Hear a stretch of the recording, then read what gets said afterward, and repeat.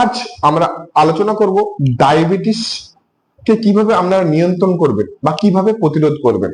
অর্থাৎ যিনাদের ডায়াবেটিস আক্রান্ত, যিনারা অনেক দিন থেকে ডায়াবেটিসে আক্রান্ত, তিনারা কিভাবে নিজেকে এই ডায়াবেটিসকে সম্পূর্ণ নিয়ন্ত্রণে রাখবেন, অথবা যিনাদের ডায়াবেটিস হওয়ার চান্স আছে, অর্থাৎ যাকে আমরা বলি প্রি ডায়াবেটিক, তিনারা এই ডায়াবেটিসকে কিভাবে প্রতিরোধ করবেন, এই ভিডিওর মাধ্যমে আজকে আমরা সম্পূর্ণ আলোচনা করব।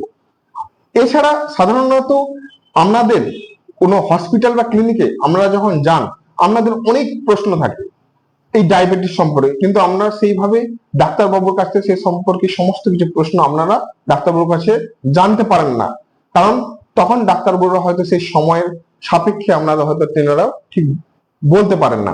সেই জন্য আমার এই ভিডিওতে আপনি সম্পূর্ণ রূপে একটা দেখতে পাবেন একটা ডায়াবেটিস পেশেন্টের কি করা উচিত এবং কিভাবে তিনি চলবেন, এটা সম্পূর্ণ গাইড।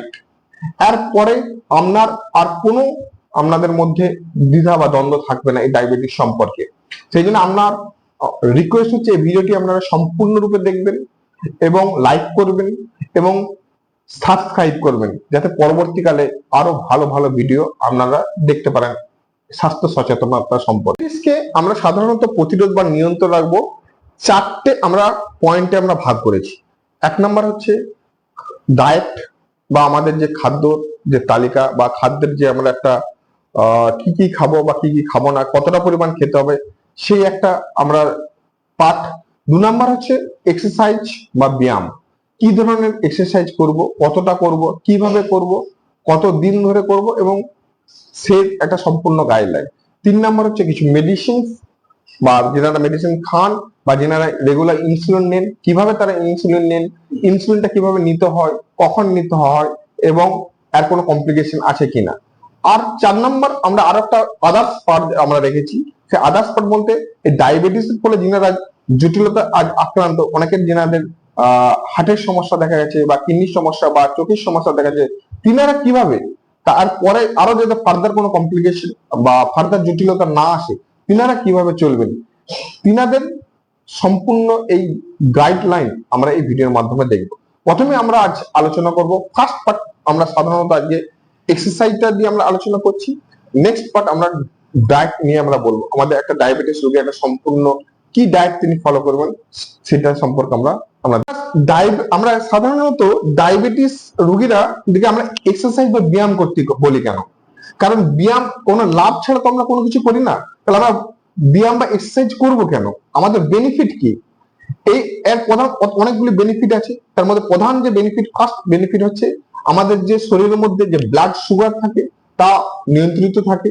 2 নাম্বার হচ্ছে যে ইনসুলিনটা সেন্সিটিভিটি বাড়ে, অর্থাৎ সেলের মধ্যে যে ইনসুলিন সেন্সিটিভিটি বাড়ার ফলে কি হয়, সেলের মধ্যে সুগারটা অনেকটা যেতে পারে, তার ফলে কি হয়, ব্লাড সুগার লেভেল অনেক কন্ট্রোল হয়। 3 নাম্বার আমাদের যদি ওজন বা স্থূলতা থাকে, এই ডায়াবেটিস এর ক্ষেত্রে এক্সারসাইজ যদি ওজন বা স্থূলতা থাকে, তাহলে আমরা কি হয়, এক্সারসাইজের মাধ্যমে আমাদের এই ওজন বা স্থূলতা অনেক হ্রাস পায় বা কমে। 4 নাম্বার আমরা দেখি আমাদের এক্সারসাইজের মাধ্যমে আমাদের অনেক মানসিক প্রশান্তি বা অনেক স্ট্রেস কমে, এর ফলে কি হয়, আমাদের ডায়াবেটিসের ক্ষেত্রে অনেক ব্লাড সুগার অনেক হ্রাস পায়। 5 নাম্বার কি হয়, আমাদের যদি এই এক্সারসাইজের মাধ্যমে আমাদের যে হার্ট রেটের বাড়া কমা হওয়ার মাধ্যমে কি হয়, আমাদের অনেক যে রোগ, অনেকগুলো যে ডায়াবেটিসের ফলে যে হৃদরোগের যে রিস্ক থাকে, সে রিস্কটা অনেক কম হয়। এই জন্য আমরা সাধারণত বলি যে ডায়াবেটিসের ক্ষেত্রে আমরা এক্সারসাইজকে আমরা পরামর্শ দিই সুনিয়ন্ত্রণ ভাবে। অনেক সময় আমরা দেখি আমাদের ক্লিনিক্সে বা আমাদের হসপিটালে আমরা দেখি অনেক ফার্স্ট যখন অনেকে কি হয়, ডায়াবেটিসে ফার্স্ট আক্রান্ত, মানে নিউলি ডায়াগনোস ডায়াবেটিস, মানে প্রথম তিনি ডায়াবেটিসে আক্রান্ত, তিনি ব্লাড সুগার লেভেল টেস্ট করেছেন এবং তিনি আমাদের কাছে আসেন রিপোর্ট নিয়ে, এবং সেই রিপোর্টে অনেক সময় দেখা যায় যে ফাস্টিং ব্লাড সুগার অনেক হাই, অনেক সময় দেখা যায় যে বা র্যান্ডম ব্লাড সুগার অনেক হাই, প্রায় 250-র উপরে, অনেকের ক্ষেত্রে 400-500 অনেকে আসেন, অনেক এই অনেক সময় তিনি এসেই বলেন যে ডাক্তারবাবু কাল থেকে কি আমরা এক্সারসাইজ করতে শুরু করে দেবো? না, আপনারা যখন ব্লাড সুগার যদি 250-র উপরে থাকে, আমরা যদি প্রথম ডায়াবেটিসের আক্রান্ত হন, আমরা প্রথমে কিন্তু আমরা তাদের এক্সারসাইজ করতে বলি না, কারণ এক্সারসাইজ করার মাধ্যমে কি হয়, একটা স্ট্রেস আসে, এই স্ট্রেস আসার ফলে কি হয়, ব্লাডে একই ইনসুলিনের ঘাটতি আছে বা রেজিস্ট্যান্স আছে, তার ফলে ইনসুলিন কাজ করতে পারে না। আরো ইনসুলিনের ঘাটতির ফলে কি হয়, কিটোন বডি ফর্মেশন হয় এক ধরনের ব্লাডে। তার ফলে আমাদের কি হয়, একটা ডায়াবেটিক কিটোএসিডোসিস বলা হয়, একটা কমপ্লিকেশন হয়। এর ফলে কি হয়, বমি পায়, মাথা ঘুরে, পেট যন্ত্রণা করে, আর আরো অনেক কমপ্লিকেশন আসতে পারে। সেই জন্য আমরা দ্বিতীয়ত কি হয়, অনেক সময় কি হয় যে এক্সারসাইজ, হঠাৎ করে এক্সারসাইজ যদি আমরা শুরু করে দেন, প্রথম ডায়াবেটিস অনেক সুগার হাই আছে, তখন অনেক সময় কি হয়, স্ট্রেসের ফলে কি হয়, অনেক সময় হার্ট রেট বেড়ে যায়, তার ফলে একটা অনেক সময় হার্ট অ্যাটাক একটা ঝুঁকি থাকে। সেই জন্য আমরা প্রথমে পরামর্শ করি, আমরা ডায়েট এবং কিছু হয়তো মেডিসিন অনেক ক্ষেত্রে লাগতে পারে, ডাক্তারবাবুর পরামর্শ মতে আগে সুগারটাকে 250 নিচে নিয়ে আসুন। 250 নিচে সুগার আসার পরে আপনারা আস্তে আস্তে এক্সারসাইজটা শুরু করুন। তার ফলে কি হয়, আমরা যে পয়েন্ট গুলো বললাম, যে ইনসুলিন সেন্সিটিভিটি অনেকটা বাড়ে, তখন আস্তে আস্তে আমরা সুগারটাকে অনেক নিয়ন্ত্রণ করতে পারবেন। আর অনেক ক্ষেত্রে যারা অনেক দিন থেকে, যারা সুগার আক্রান্ত, অনেক দিন থেকে যারা এক্সারসাইজ করছেন, কোনো কারণবশত হয়তো 1-2 মাস তিনাদের সুগার বেড়ে গেছেন, তেনারা কি তাহলে এক্সারসাইজ বন্ধ করে দেবেন এই সময়? না। যিনারা অলরেডি সুগারের ওষুধ বা এক্সারসাইজ করে নিয়মিত এক্সারসাইজ করছেন, কোনো কারণবশত হয়তো 1-2 মাস আমাদের সুগার বেড়ে গেছে, 250 উপরে আছে বা 300 350 যাই হোক, যদি বেশি থাকে, তিনারা কিন্তু আপনারা এক্সারসাইজ বন্ধ করবেন না। আপনাদের যে নিয়মিত যে এক্সারসাইজ, সেই এক্সারসাইজটা আপনারা, যারা না আপনারা এক্সারসাইজ করতে যাবেন, অনেকের আপনাদের অনেক প্রশ্ন থাকে, সে প্রশ্নগুলো নিয়ে আমরা একটু আলোচনা করি। অনেক ফার্স্ট প্রশ্ন অনেকেই করেন যে ডাক্তারবাবু আমরা কখন এক্সারসাইজ করব? দেখুন, এই এক্সারসাইজের ক্ষেত্রে কোনো নির্দিষ্ট টাইম নেই। আপনাদের যখন সময় চাইবেন তখন আপনারা এক্সারসাইজ করুন। হয় সকালে যিনার সময় হবে তিনি সকালে করবেন, যিনাদের বিকালের সময় হবে বিকালে করবেন, যিনাদের রাতে সময় হবেন, খুব রাতে নয়, তিনারা রাতেও করতে পারেন। কতক্ষণ করবেন? আপনারা সাধারণত আমরা বলি যে 30 মিনিট আপনারা এক্সারসাইজ করুন। সপ্তাহে কতদিন করবেন? আমরা বলি যে সপ্তাহে অন্তত ন্যূনতম 5 দিন করবেন।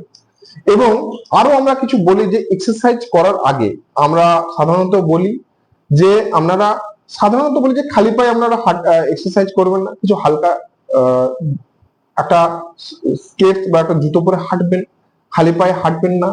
দ্বিতীয়ত নাম্বার বলি যে অল্প কিছু খাবার বা জল অবশ্যই আপনাদের নিজেদের সঙ্গে এক্সারসাইজ করার সময় আপনাদের রাখবেন। এবং যেনারা ইনসুলিন নেন বা সুগারের ওষুধ খান, তিনারা হঠাৎ করে খালি পেটে আপনারা দৌড়াতে যাবেন না। হয়তো খেয়েছেন, খাওয়ার 1-1.5 ঘন্টা 2 ঘন্টা পরে যদি আপনারা বিকালে যান, সকালের ক্ষেত্রে আপনারা হালকা কিছু টিফিন বা কিছু একটা খেয়ে আপনারা যেতে পারেন, খালি পেটে দৌড়াবেন না। তার ফলে অনেক সময় কি হয়, একটা হাইপোগ্লাইসেমিয়ার চান্স অনেক সময় থাকে। আর দ্বিতীয়ত অনেকে বলেন যে ডাক্তারবাবু আমাদের মাঠ তো পুরো একদম ঘাস, কোনো রকম কিছু নেই। তিনারা ঠিক আছে, তাহলে ঘাসে আপনারা করতে পারেন অবশ্যই, কিন্তু তার মধ্যেও আপনারা হাঁটবেন যাতে কোনো রকম পায়ে কোনো রকম চোট বা ক্ষত না সৃষ্টি হয়, সেটা লক্ষ্য করে আপনারা অনেক রকম এক্সারসাইজ থাকে। আমরা এই ডায়াবেটিস রোগীদের ক্ষেত্রে সাধারণত কিছু কিছু এক্সারসাইজ আমরা করতে বলি। 1 নাম্বার হচ্ছে অ্যারোবিক এক্সারসাইজ বলে। এই অ্যারোবিক এক্সারসাইজের মধ্যে কি পড়ে, আপনারা হাঁটতে পারেন, সাইকেলিং করতে পারেন, অথবা দৌড়াতে পারেন, এই বা সুইমিং করতে পারেন, এগুলোকে আমরা সাধারণত অ্যারোবিক এক্সারসাইজ বলি। এই দ্বিতীয় নাম্বার আছে আরেকটা, যেটাকে আমরা বলি রেজিস্ট্যান্ট এক্সারসাইজ বা স্ট্রেংথেনিং এক্সারসাইজ। সেক্ষেত্রে কি হয়, অনেকে ডায়াবেটিস রোগী আক্রান্ত যেনারা থাকেন, যেনারা কি করেন, জিমে যান, তেনারা অনেক ওজন তুলেন বা অনেক রকম কি হয়, ডন দেন, যাকে আমরা বাংলা কথায় বলি, তেনারা অনেক স্ট্রেংথেনিং বা রেজিস্ট্যান্ট এক্সারসাইজ করেন, তিনারাও করতে পারেন। তবে তিনারা সাধারণত 2 থেকে 3 দিন করলে হয়, 30 মিনিটের মতন যদি আমরা করতে পারেন অনেক ভালো। আরেক ধরনের আছে যেনারা বয়স্ক পেশেন্ট, অনেক বয়স্ক পেশেন্ট, তেনাদের আমরা সাধারণত বলি যে ব্যালেন্স এক্সারসাইজ বলে বা পোজ এক্সারসাইজ বলে। কি হয়, তেনারা সাধারণত যেহেতু অনেকের ক্ষেত্রে কি দেখা যায়, অস্টিও আর্থ্রাইটিস, অনেকে এসে ডাক্তারবাবু বলে আমার তো পায়ের সমস্যা বা আমার কোমরের সমস্যা, আমরা হাঁটতে পারি না। তিনাদের আমরা কি বলি, আপনারা এই ব্যালেন্স এক্সারসাইজ, সাধারণত যোগ ব্যায়াম কিছু আছে, কিছু ব্যালেন্স পোজে আপনারা থাকতে পারেন, সেই ধরনের এক্সারসাইজ আমরা আপনাদের রেকমেন্ডেশন করি। অনেক ক্ষেত্রে আবার দেখা যায় যে আমরা গ্রামের ক্ষেত্রে অনেক পেশেন্ট আমাদের কাছে আসে, যেনারা চাষাবাদ করেন, অনেক গ্রামের পেশেন্ট আসেন, তিনারা বলেন ডাক্তারবাবু আমাদের তো এক্সারসাইজ করে কোনো সময়ই হয় না, তাহলে আমরা কি করবো? তিনাদের ক্ষেত্রে আমাদের একটাই রিকোয়েস্ট থাকে, যে আমরাও দেখেছি, আমরাও গ্রাম থেকে অনেক সময় বড় হয়ে দেখেছি, যে সাধারণত যেনারা আমরা আমরা বলি যে আমরা যখন প্রত্যেকেই সাধারণত দেখেছি গ্রামের আমরা যারা থাকেন তারা সাঁতার কাটতে পারেন, তেনারা কি করেন যখন দুপুরে আমরা রেস্ট পান বা স্নান করতে যান, তখন আমরা 8 ঘন্টা করে স্নান বা 15-20 মিনিট আমরা সাঁতার কাটি। অথবা অনেক সময় কি হয়, আগে আমরা দেখতাম যে গ্রামের আমরা যে দেখতাম যে অনেকে কি করতেন, মাঠে যেতেন, মাঠে হাঁটতে যেতেন বা খেলতে যেতেন, ফুটবল বা ক্রিকেট বা অনেক ধরনের তিনারা খেলতে যেতেন। আমাদের রিকোয়েস্ট যে যেনারা এরকম গ্রামে থাকেন বা চাষাবাদ করে হয়তো সময় পান না, 3-4 দিন হয়তো বা 4-5 দিন হয়তো বিকেলের সময় পেয়েছেন, তেনারা মাঠে যান। মাঠে হয়তো আমরা আমাদের বাচ্চাদের সাথে বা আপনাদের যে আত্মীয়দের মধ্যে আপনারা খেলতে পারেন, যে কোনো খেলা, আপনারা ফুটবল খেলতে পারেন, ক্রিকেট খেলতে পারেন, অথবা প্লেন, অথচ হাঁটতেও পারেন কারোর সঙ্গে গল্প করে করে। তার ফলে কি হয়, 1 নম্বর এক্সারসাইজটা হয়ে গেল, আর দ্বিতীয়ত হচ্ছে মানসিক শান্তিটা বা প্রশান্তিটা অনেক। এবার আমরা আলোচনা করব ডায়াবেটিসের ডায়েট সম্পর্কে বা খাদ্যাভ্যাস। ডায়াবেটিস যেহেতু একটা লাইফস্টাইল ডিজিজ, সেহেতু এই আমরা যদি ঠিক মতো খাদ্যাভ্যাস বা আমাদের যদি ডায়েটটাকে ঠিক মতন আমরা করতে পারি মেনটেন, আমাদের ম্যাক্সিমাম রোগীদের ক্ষেত্রে দেখেছি ওষুধের পরিমাণ খুবই খুবই কম, তিনি ওষুধ সেবন করেন। সেই জন্য আমাদের প্রথমেই উচিত একটা সুপরিকল্পিত ভাবে একটা, দরকার হলে একটা ডায়েরি করে আমরা একটা নিজের ডায়েটকে আমরা সেটা লিপিবদ্ধ করুন এবং সেইভাবে মেনে চলুন। এবার আমরা আসবো ফার্স্টে আমাদের ডায়াবেটিসের, বিশেষ করে আমাদের যে খাবার, আমাদের যে খাবার থাকে সেই খাবারের কম্পোনেন্ট কি কি, না আমরা যেসব খাবার খাই সাধারণত সেই খাবারের কম্পোনেন্ট কি কি হতে পারে। 1 নম্বর, সেটা আমরা সবচেয়ে ফার্স্ট হচ্ছে আমরা কি করি, কার্বোহাইড্রেট নিই। এবারে এই কার্বোহাইড্রেট হচ্ছে আমরা কেন নিই, কার্বোহাইড্রেট হচ্ছে আমাদের এনার্জি লাগে, আমাদের ক্যালোরি উৎপাদন করে, আমাদের শক্তি দেয়, আমরা সেই জন্য ক্যালোরি নিই।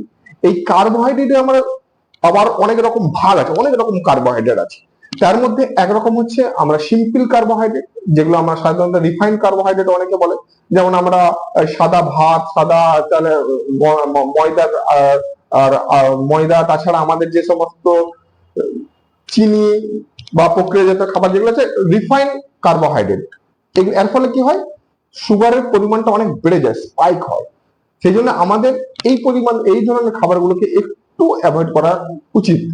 আরেক ধরনের কার্বোহাইড্রেট আছে যেগুলোকে আমরা বলি কমপ্লেক্স কার্বোহাইড্রেট, যেগুলো সাধারণত আমরা বলি গমের আটা বা বাদামি চালের বা ঢেকি ছাটা বাদামি চাল বা মাল্টিগ্রেন ব্রেড, বা যেগুলোকে আমরা বলি অনেক সময়, সেই ক্ষেত্রে কি হয়, ফাইবারের পরিমাণ বেশি থাকে, সেই জন্য কমপ্লেক্স কার্বোহাইড্রেট বলে। সেই জন্য আমাদের উচিত এই সমস্ত কার্বোহাইড্রেটকে আমাদের খাবারের মধ্যে বেশি বেশি করে রাখা। আরেক ধরনের আমাদের আছে কার্বোহাইড্রেট, আমরা ফাইবার যুক্ত কার্বোহাইড্রেট। ফাইবার যুক্ত কার্বোহাইড্রেট কোন জিনিসগুলো আছে, সেগুলো সাধারণত আমরা ফ্রুটস যেগুলো থাকে, আমরা ফলমূল যেগুলো খাই, তাছাড়া আমরা যেগুলো সাধারণত কার্বোহাইড্রেট আছে যেগুলোকে আমরা বলি ফাইবার যুক্ত কার্বোহাইড্রেট। এই ফাইবার যুক্ত কার্বোহাইড্রেট কি, সাধারণত সব ধরনের শাকসবজি, ফলমূল, ডাল বা বীজ যেগুলো আমরা অনেকে খাই, সেই ধরনের কার্বোহাইড্রেট গুলোকে আমরা সাধারণত বলি ফাইবার যুক্ত কার্বোহাইড্রেট। এই ফাইবার যুক্ত কার্বোহাইড্রেট গুরুত্ব অপরিসীম, কারণ এই ফাইবার যুক্ত যে কার্বোহাইড্রেট থাকে আমাদের যে পরিপাক তন্ত্র বা জিআই সিস্টেমে অ্যাবজর্পশন আস্তে আস্তে হয়, এবং তাছাড়া আমাদের জিআই সিস্টেম থেকে কি হয়, প্রচুর জল কি হয়, শোষণ করে। তার ফলে কি হয়, 1 নম্বর আমাদের ক্ষুধা লাগে না, দ্বিতীয়ত অনেকক্ষণ ধরে যদি পাচন হয় বা হজম হয়, সেহেতু আমাদের কি হয়, আমাদের এই ধরনের খাবারের ক্ষেত্রে কি হয়, আমাদের ক্ষুধা লাগে না, আর দ্বিতীয়ত কি পেট ভরে থাকলে আমাদের মনে হয় যে আর আমাদের খেতে লাগবে না। সেই জন্য কি হয়, আমাদের কমপ্লেক্স কার্বোহাইড্রেট আমরা বেশি করে গুরুত্ব দিই। আর তাছাড়া আমরা কি করি, আর 2 ধরনের আছে, আমরা যেগুলো বলি সেগুলো হচ্ছে প্রোটিন হচ্ছে সাধারণত আমাদের যে মাসল মাস বা আমাদের যে মাসল থাকে, সেই মাসল গুলোকে শক্তি যোগায়। সেহেতু সেটাও একটা আমাদের ইম্পর্টেন্ট পার্ট। তবে আমরা সাধারণত বলি যে আপনারা মাটন, রেড মিট বা যেগুলো হাই প্রোটিন যুক্ত খাবার সেগুলোকে একটু কম খাওয়ার চেষ্টা করবেন। তা সাধারণত আমরা যে ধরনের আমরা সামুদ্রিক মাছ বা আপনারা দ্বিতীয়ত হচ্ছে এরকম চিকেন বা ডিম, এইসব প্রোটিন আপনারা অবশ্যই নেবেন, কিন্তু আপনারা যেগুলো বললাম যে মাটন, রেড মিট, এগুলো একটু কম অ্যাভয়েড করার চেষ্টা করবেন। আর আরেক ধরনের আছে ফ্যাট। ফ্যাট জাতীয় খাবার, আমরা ফ্যাট জাতীয় খাবারের আমাদের দেহের মধ্যে অনেক ইম্পর্টেন্ট, কারণ আমাদের ফ্যাট জাতীয় খাবারেরও আমাদের প্রয়োজন হয়। কারণ আমাদের দেহের মধ্যে যে মেমব্রেন থাকে, সেল মেমব্রেন বা হরমোন বা ভিটামিন আমাদের এই ফ্যাট থেকে আসে। সেই জন্য আমাদের একটা নির্দিষ্ট পরিমাণে আমাদের ফ্যাটেরও একটা নিতে হবে। এবং এই ফ্যাটের সাধারণত আমরা বলি যে ফ্যাট, অলিভ অয়েল বা আমরা যে সর্ষের তেল, এই জিনিসগুলো একটু ইউজ করবেন। এবং সাধারণত আমরা বলি স্যাচুরেটেড যে ফ্যাটি অ্যাসিড বা ভাজা পোড়া বা যেগুলো অনেক দিন থেকে তেলে ভাজা পোড়া জিনিসগুলোকে আমরা অনেক সময় আপনাদের অ্যাভয়েড করা উচিত, কারণ এক্ষেত্রে সুগারের পরিমাণটা অনেক সময় বাড়িয়ে ফেলে এবং তাছাড়া আরো কোলেস্ট্রল বা অন্যান্য আমাদের কমপ্লিকেশন সৃষ্টি করে। আমরা জানবো যে কতটুকু পরিমাণ আমাদের কার্বোহাইড্রেট, প্রোটিন, ফ্যাট লাগে। আমাদের সাধারণত 40 to 55% আমাদের সাধারণত কার্বোহাইড্রেট আমাদের দেহে প্রয়োজন, আর 20 to 25% আমাদের প্রোটিন লাগে, এবং 10 to 15% আমাদের কি হয় ফ্যাট লাগে। কিন্তু এখানে একটা হচ্ছে আমাদের সবচেয়ে মেন যে জিনিস, আমাদের নিজস্ব যে আমরা যে পরিশ্রম করি, সেই পরিশ্রমের ভিত্তিতে আমাদের যে ক্যালোরি আছে, সেই ক্যালোরিটাকে আমাদের ক্যালকুলেট হিসাব করে আমরা সেইভাবে আমাদের ডায়েটটাকে মেনটেন করতে হবে। অর্থাৎ কেউ যদি একটা প্রচুর পরিশ্রম করেন, অনেকে দেখেছেন গ্রামাঞ্চলে অনেকে চাষবাস করেন বা অনেক ভারী কাজ করেন, তিনাদের ক্ষেত্রে যেহেতু অনেক ক্যালোরি অনেক বেশি লাগে, তিনাদের ক্ষেত্রে যেহেতু ডায়েটটা একটু আলাদা ধরনের হবে। আর যারা সিডেন্টারি ওয়ার্ক, অর্থাৎ বসে বসে কাজ করেন, কম্পিউটারে কাজ করেন, অফিসে কাজ করেন, ঘরে আমাদের মা বোনেদের যাদের থাকেন বাড়িতে, ওনাদের ক্যালোরিটা অনেক কম হবে। সেই হিসাবে আমাদের ক্যালোরিটাকে অনেক ক্যালকুলেট করে চলতে হবে। এরপরে আসি আমরা, আর তাছাড়া আরেকটা ইম্পর্টেন্ট কথা বলার, যে আমাদের অনেক সময় কি করি, আমরা একটা ডায়েট মেনটেন বা ডায়েট একটা হয়তো একটা চার্ট একটা বানিয়ে ফেললাম, তারপরেও কি করেন একটা হিডেন ক্যালোরি থাকে, মানে একটা লুকায়িত ক্যালোরি। লুকায়িত ক্যালোরিটা কি, অনেকে কি করেন এই ডায়েট মেনটেনের বাইরে অনেকে কি করেন, হয়তো বাজার গেলেন বা বাড়িতে কিছু জিনিস আছেন, সফট ড্রিঙ্কস, হয়তো কোল্ড ড্রিঙ্কস বা কিছু হয়তো একটা ভাজা পড়া বা এক্সট্রা অনেক কিছু তিনারা কি করেন, বা বিস্কিটস বা অনেক চিপস বা এক্সট্রা অনেক সময় কি করেন একটু আধটু করে খেয়ে ফেলেন। এর ফলে কি হয়, এর ফলে আমাদের ব্লাড সুগার, যে আমরা যে ডায়েট মেনটেন করে যে ক্যালোরি হিসাব করে যে আমরা ডায়েটটাকে মেনটেন করতে বলি, সেটা কিন্তু তেনারা আর ফলো করতে পারে না। কারণ কিছু কিছু ক্যালোরি এক থেকে এতটা পরিমাণ ক্যালোরি আছে, যেটা সাধারণত তিনারা আমাদের বলেন না যে আমরা এই খেয়ে নিচ্ছি, ওই খেয়ে নিচ্ছি। কিন্তু এই জিনিসগুলোকে আমাদের অ্যাভয়েড করতে হবে, এক্সট্রা ক্যালোরি যাতে না কোনো পরিমাণ শরীরের মধ্যে প্রবেশ করে। আপনাদের যে পরিমাণ আপনারা কাজ করেন সেই অনুপাতে আপনাদের ক্যালোরি হিসাব করে আপনাদের ডায়েটকে মেনটেন করতে হবে। এরপরে আমরা আসি যে আমরা ডায়েট মানে কতবার খাবেন, কিভাবে খাবেন, কোন সময় খাবেন। এখানে ডায়াবেটিস যে আমাদের পেশেন্টদের, আমাদের একটা মোস্ট ইম্পর্টেন্ট যে কথাটা সেটা আমরা বলতে চাই, সেটা হচ্ছে ডায়াবেটিস রোগীদের ক্ষেত্রে ডায়েট যেরকম একটা গুরুত্বপূর্ণ, কোন সময় খাবেন, টাইম, একটা নির্দিষ্ট টাইমটা একটা কিন্তু মোস্ট ইম্পর্টেন্ট। আপনারা যদি কোনো জিনিসকে যদি টাইম মেনটেন না করে নির্দিষ্ট টাইমে আপনাদের খেতে হবে, না হলে কিন্তু আপনাদের এই ডায়েট যে চার্ট বা ডায়েট যে মেনটেন করছেন, এটা কিন্তু আর আপনারা ফলো করতে পারবেন না। সেহেতু আমরা বলি সাধারণত ডায়াবেটিসের ক্ষেত্রে আমরা 3টে মেজর মিল এবং 3টে স্ন্যাক্স আমরা নিতে বলি। কারণ এর ফলে কি হয়, সাধারণত আমাদের 3 বেলা যখন আমরা খেতে বলি একটা নির্দিষ্ট পরিমাণে, এবং 3 বেলা যখন আমরা স্ন্যাক্স হালকা কিছু খাবার খেতে বলি, এর ফলে কি হয় আমাদের যে সুগার বা শর্করার যে মাত্রা লেভেলটা থাকে ব্লাডের মধ্যে, তার ভ্যারিবিলিটি বা যাকে বলা হয় ইংরেজি টার্ম বা আমাদের মেডিকেল টার্মে বলা হয় গ্লাইসেমিক ভ্যারিবিলিটি, এই গ্লাইসেমিক ভ্যারিবিলিটিটা অনেক কম হয়। কারণ অনেক সময় দেখা যায় যে গ্লাইসেমিক ভ্যারিবিলিটি যার যত বেশি হয়, তারপরে হয়তো প্রথম প্রথম কিছু অতটা প্রবলেম হয় না, কিন্তু যখন 10 বছর 5-10 বছর পরে কি হয়, এই গ্লাইসেমিক ভ্যারিয়েবিলিটি যদি অনেক বেশি হয়ে যায়, তার কমপ্লিকেশন বা জটিলতা অনেক বেশি হয়। তার ফলে হার্টের সমস্যা আসতে পারে, কিডনির সমস্যা আসতে পারে, চোখের সমস্যা আসতে পারে। সেই জন্য আমাদের প্রত্যেকটি পেশেন্টকে আমরা বলি যে আপনারা নির্দিষ্ট একটা টাইমে খান এবং নির্দিষ্ট পরিমাণে খান আপনার কাজ করার অনুপাতে।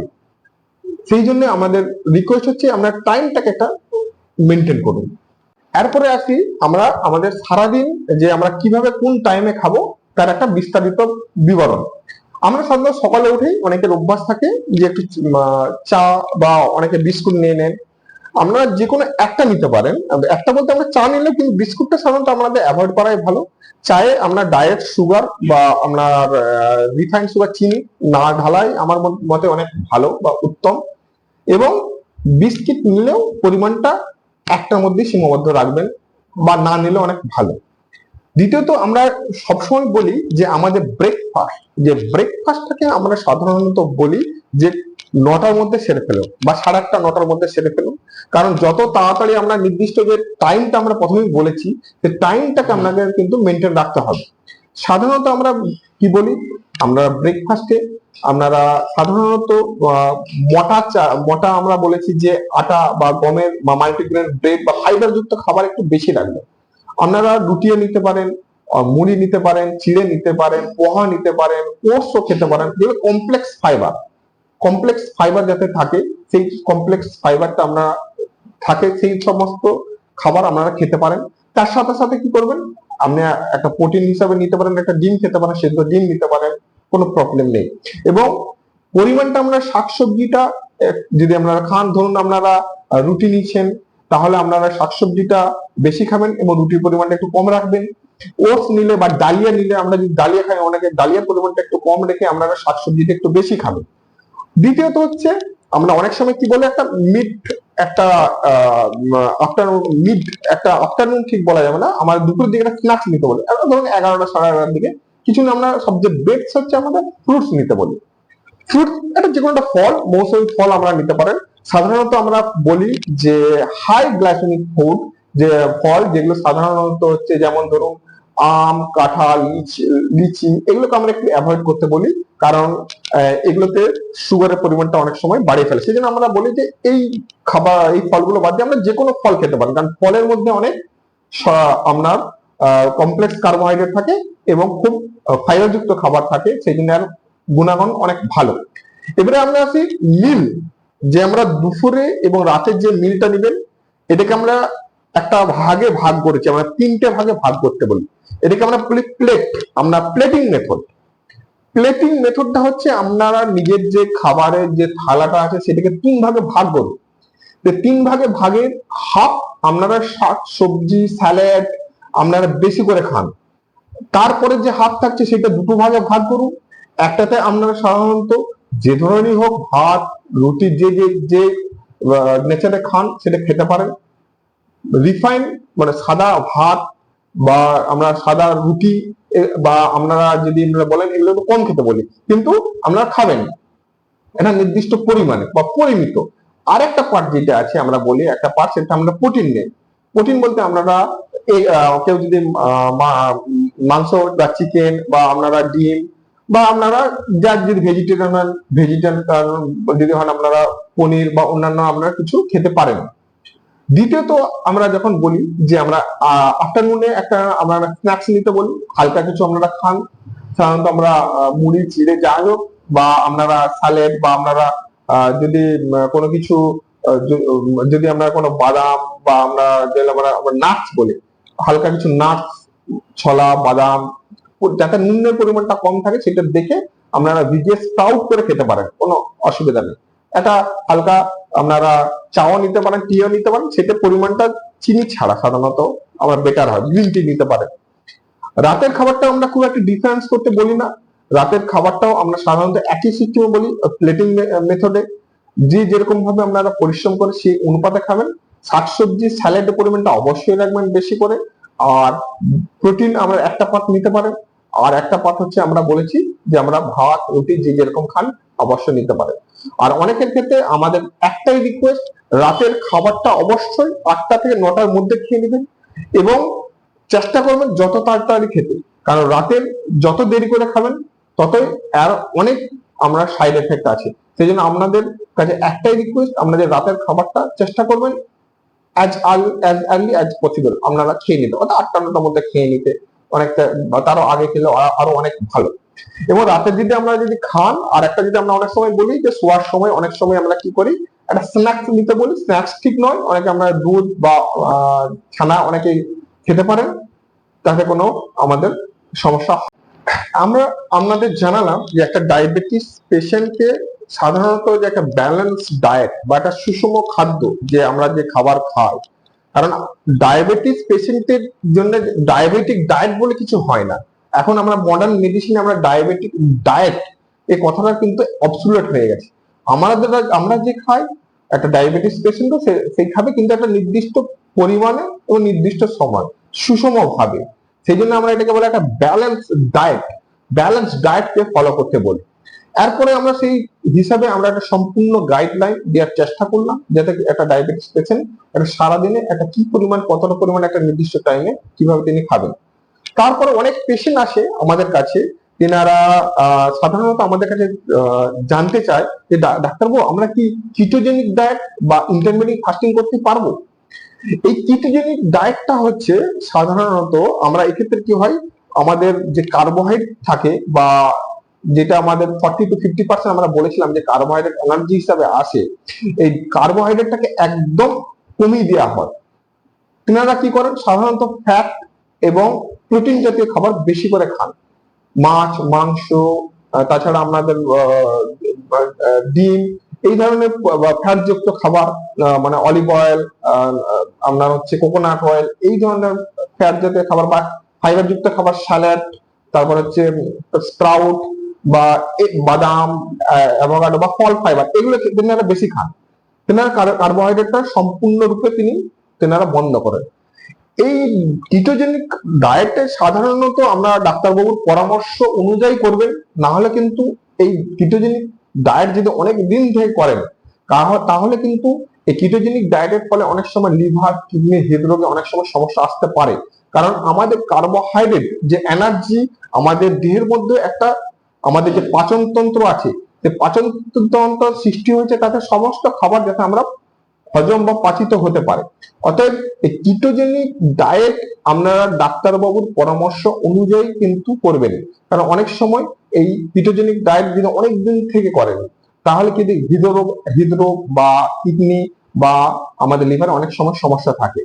কিন্তু কিটোজেনিক ডায়েট আমরা সাধারণত গর্ভবতী মায়া যারা যেনাদের ডায়াবেটিস আছে, টাইপ 1 যাদের ডায়াবেটিস আছে, যিনারা কিডনি রোগে আক্রান্ত অথবা হার্টের সমস্যা আছে, তিনাদের একদম আমরা নিষেধ করি যে এই ধরনের ডায়েট একদম ফলো করবেন না। আমরা সুষম ব্যালেন্স ডায়েটকে সাধারণত ফলো করার চেষ্টা করব। আমরা সাধারণত এই কিটোজেনিক ডায়েট সাধারণত যিনাদের অনেক স্থূলতা আছে, অনেক ওবেসিটি, যিনাদের ফ্যাটি লিভার আছে, তিনাদেরকে আমরা বলি, কারণ এই কিটোজেনিক ডায়েট যদি আমরা ফলো করেন এক্ষেত্রে কি হয়, ইনসুলিন সেন্সিটিভিটি একটু বাড়ে, তার ফলে আমাদের ওজন অনেক সময় স্থূলতা হয়। কারণ আমাদের কার্বোহাইড্রেট না খাওয়ার ফলে আমাদের যে ফ্যাট থাকে দেহের মধ্যে চর্বি, সেটা কি হয় বার্ন হতে শুরু করে, বার্ন বা আমরা চলতে পুড়তে সাহায্য করে। কারণ ওই এনার্জি যে আমাদের দরকার সেটা কোথা থেকে আসবে, আমাদের যে দেহের মধ্যে যে ফ্যাট থাকে, ফ্যাটটা থেকে আমাদের এনার্জি আসে। তার ফলে কি হয়, আমাদের ওজন কমতে পারে, ইনসুলিন সেন্সিটিভিটি একটু বাড়তে পারে আমাদের। তাছাড়া আমাদের কি হয়, এর ফলে কি হয় যে সুগারের যে মাত্রা অনেকটা নিয়ন্ত্রিত হয়। কিন্তু আমি আবার বললাম, এইটা ডাক্তারবাবুর পরামর্শ নিয়ে এই ডায়েটটাকে ফলো করা উচিত। আরেক ধরনের আছে যেটাকে আমরা বলে, অনেকে বলে ইন্টারমিডিয়েট ফাস্টিং, এখন একটা টার্ম আসছে ইন্টারমিডিয়েট ফাস্টিং। অনেক কি করেন, ফলো করেন যে 8 থেকে 9 ঘন্টা তিনারা খাবার দাবার খান, তারপর 16-17 ঘন্টা কি হয় ফাস্টিং থাকে। এক্ষেত্রেও আমরা বলি যে গর্ভবতী মায়েদের বা যাদের টাইপ 1 ডায়াবেটিস আছে বা যেনাদের কিডনি হার্টের সমস্যা আছে, তেনাদের আমরা সম্পূর্ণরূপে এই ইন্টারমিডিয়েট ফাস্টিং আমরা নিষেধ করি। কারণ এই ক্ষেত্রে আমরা কি হয়, একটা কিটোসিস বা কিটোন বডি ফর্ম হতে পারে, তার ফলে অনেক শারীরিক একটা ইমার্জেন্সি অনেক সময় ডায়াবেটিক কিটোএসিস ডেভেলপ করতে পারে, সেই জন্য আমরা ওনাদের ইন্টারমিডিয়েট ফাস্টিং এ আমরা অনেক সময় নিষেধ করি। কিন্তু ইন্টারমিডিয়েট ফাস্টিং আমরা কারা করবেন, ওনাকে এটাও ডাক্তারবাবুর পরামর্শ অনুযায়ী আমাদের করা উচিত, যিনাদের ওজন অনেক বেশি, যিনাদের ফ্যাটি লিভার আছে, বা যিনাদের অনেক মেটাবলিক সিনড্রোম বলে, মেটাবলিক সিনড্রোম মানে কোলেস্টেরল বেশি, ফ্যাটি লিভার, সুগার আছে, থাইরয়েড আছে, ইনাদেরকে ক্ষেত্রে আপনারা করতে পারেন, কিন্তু ডাক্তারবাবুর সম্পূর্ণ গাইড অনুযায়ী আপনাদের এইটাকে করতে হবে। তাহলে এই ভিডিওর মাধ্যমে আমরা সম্পূর্ণরূপে একটা ডায়াবেটিক পেশেন্ট এটা কিভাবে করবেন, কিভাবে এক্সারসাইজ থেকে শুরু করে একটা ডায়েট থেকে শুরু করে আপনারা কিভাবে চলবেন তার একটা সম্পূর্ণ গাইডলাইন আপনাদের দেওয়ার চেষ্টা করলাম। আর পরের ভিডিও, যেহেতু এই ভিডিওটা অনেক লং, অনেক বড় হয়ে যাচ্ছে, সেহেতু আমরা দ্বিতীয় পার্টে আমরা ডায়াবেটিসের যেনারা মেডিসিন খান বা ইনসুলিন নেন, বা যেনাদের ডায়াবেটিসের জন্য অনেক কমপ্লিকেশন অ্যারাইজ করেছেন, হার্ট, কিডনি, চোখ, বা আমাদের নার্ভের যদি কোনো সমস্যা থাকে, তিনারা কিভাবে নিজেদেরকে মেনটেন করে চলবেন, তিনাদের সম্পর্কে আমরা নেক্সট ভিডিওতে এই সম্পর্কে আপনারা। তাহলে এই ভিডিওতে আমরা সম্পূর্ণরূপে একজন ডায়াবেটিস পেশেন্টের আমরা কিভাবে চলা উচিত সেটা আমরা জানলেন। আশা করি আপনারা ভালো থাকবেন, সুস্থ থাকবেন।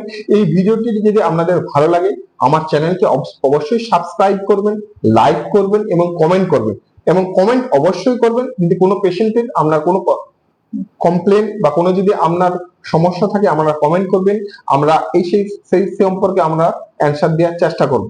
ভালো থাকবেন, সুস্থ থাকবেন এবং ডায়াবেটিসকে প্রতিরোধ করুন এবং ভালো থাকুন। ধন্যবাদ।